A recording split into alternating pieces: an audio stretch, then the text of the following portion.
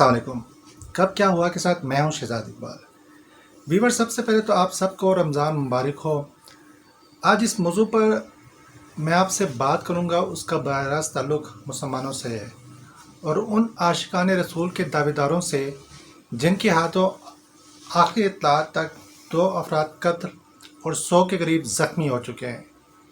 جی ہاں، وہ دین جس میں ایک انسان کے قتل کو پوری انسانیت کے قتل کے برابر قرار دیا گیا ہے، لیکن ہم نے اپنے دین کو نہیں سمجھا اور ایک شخص کی گرفتاری کو اتنا بڑا ظلم قرار دیا کہ اس کے لیے انسانیت کو قتل کرنے سے بھی نہیں چوکے۔ قتل ہونے والے کون تھے؟ وہ جو اپنے فرائض منصبی پر تھے اور اللہ اور اس کے رسول حضرت محمد صلی اللہ علیہ وسلم کا نام لینے والے تھے۔ شاید وہ صبح اللہ کے حضور سجدہ ریز ہو کر نکلے ہوں گے، عزت و آبرو کی دعا مانگ کر نکلے ہوں گے، والدین کا آسرا ہوں گے اور اپنے بچوں کی روزی کے لیے نکلے ہوں گے، زندگی اور خوشحالی کی امید پر نکلے ہوں گے، لیکن ان نام نہاد عاشقان کے ہاتھوں قتل ہو گئے، جو حرمت رسول کے نام پر ڈنڈے لے کر نکلے ہوئے تھے اور حلق کے پورے زور سے لبیک کا نعرہ لگا رہے تھے، جنہیں شاید لبیک کا مطلب بھی پتہ نہیں۔ افسوس صد افسوس، اتنا کھلے عام قتل اور ایسی بربریت کس مذہبی رہنما کے اختیار میں ہے کہ وہ ایسے قتل کا حکم دے، اور کس طالب حق کے نصاب میں لکھا ہے کہ رہنما کی بات کو قرآن اور حدیث کے احکام سے بڑھ کر مانے؟ لبیک حکم الہی کے لیے ہے یا پارٹی لیڈر کے لیے؟ کیا انہیں نہیں علم کہ اسلامی ریاست میں ریاست کے قوانین کی بھی اطاعت کی جاتی ہے؟ اگر حکومت نے معاہدے کی خلاف ورزی کی تو عدالتیں موجود ہیں، معاہدہ یقین دہانیوں اور مہلت دینے کے ثبوت لے کر عدالت جائیں، لیکن یہ صحیح نہیں کہ خود قانون ہاتھ میں لے لیا جائے اور خود عدالت لگا لی جائے۔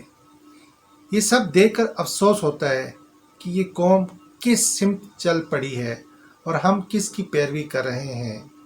سڑکوں پر مارے مارے پھرنے والے ان جنونوں کو پتہ نہیں کہ رہنما کس حال میں کیا ڈیل کر رہا ہے اور اس کا فائدہ یا نقصان ان کو کیا پہنچنے والا ہے۔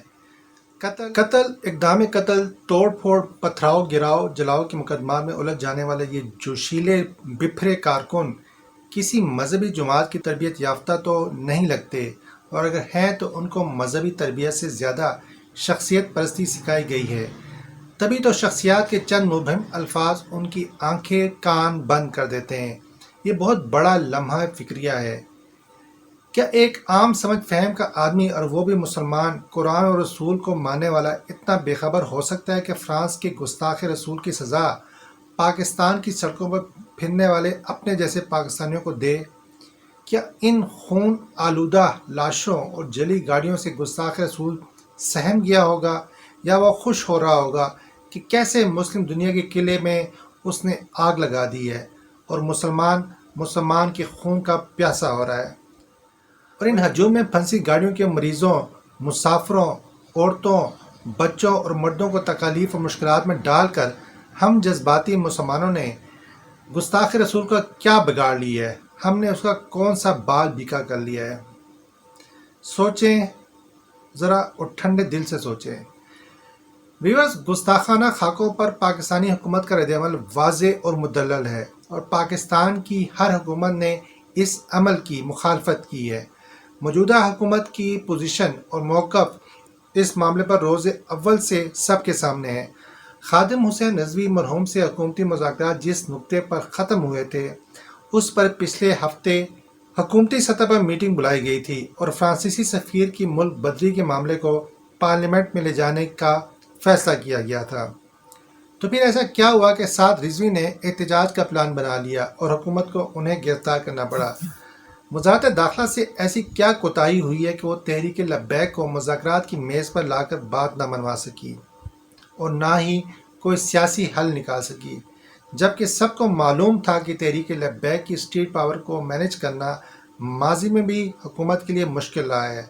کیا یہ معاملہ شیخ رشید کے لیے امتحان نہیں تھا جسے ہلکا لے کر بے قصور لوگوں کی جان لی گئی؟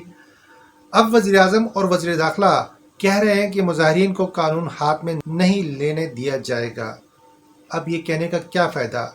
قانون تو انہوں نے ہاتھ میں لے لیا اور 2 دنوں سے لیا ہوا ہے۔ آپ نے ان کا کیا بگاڑ لیا؟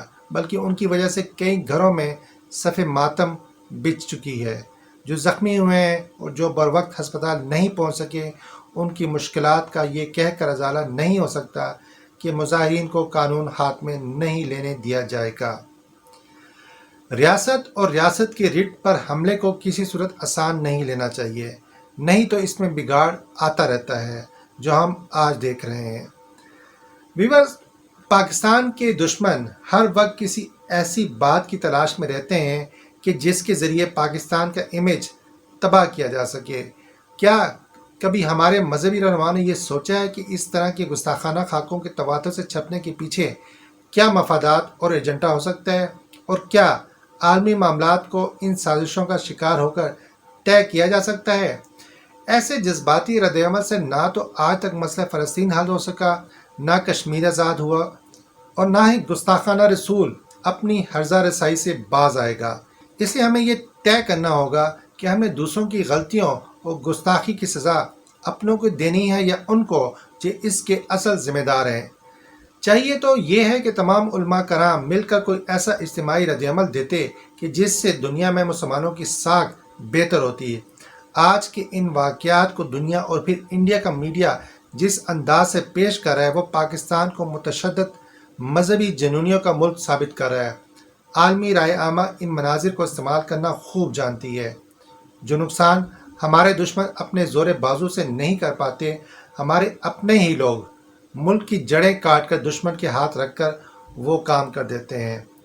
اللہ تعالی ہم سب کا حامی و ناصر ہو۔ اب تک کے لیے اتنا ہی۔ اپنا اور اپنے ہم وطنوں کا خیال رکھیے گا۔ اللہ وارث۔